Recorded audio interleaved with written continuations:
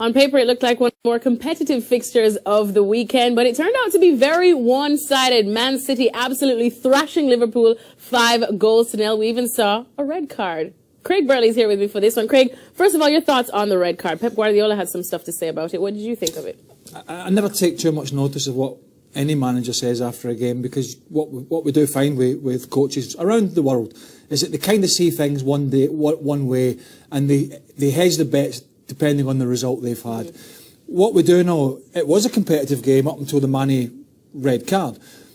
For me, it was a red and an easy decision for John Moss, and not because there was any intent or he tried to injure the goalkeeper.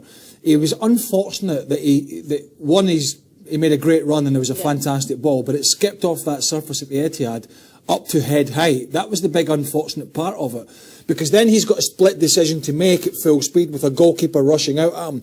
Do a pull out of this or do a go for the ball? But once he raises his boot to head height with the studs and he catches the keeper clearly in the head, and he's got some pretty bad injuries to show for it, and he was stretchered off, then John Moss has got no decision to make as a referee, because it was dangerous and it could have caused a particularly bad injury to an opponent. Now, that's not to say that he tried it, because clearly his eyes were on the ball, and that's what some supporters are trying to say. But, but his eyes were on the ball, so it doesn't matter. It doesn't matter. Still dangerous play. It's dangerous play. It's a high boot, and it resulted in a pretty nasty injury. So, and when you put that all in the melting pot, it was a relatively simple red card, in my opinion. But what about Liverpool on a whole? Because I remember we were talking to Stevie Nicol about this just yesterday, and he says, well, he can't predict the score just yet. He doesn't think Liverpool will lose this match. And I know that red card and losing someone like Mane is a big turning point in the game, but to just open up and lose 5-0.